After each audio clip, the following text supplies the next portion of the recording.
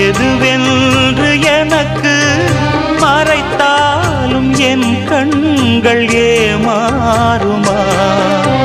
புரியாத புதிராய் விளங்காத விடையாய் இருந்தாலும் உண்மைகள் பொய்யாகுமா?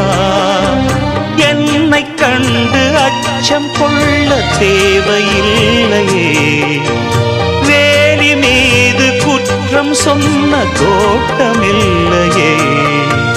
நண்பன் என்று என்னை ஏக்கும் நாள் வரும், அந்த நாள் வரும்.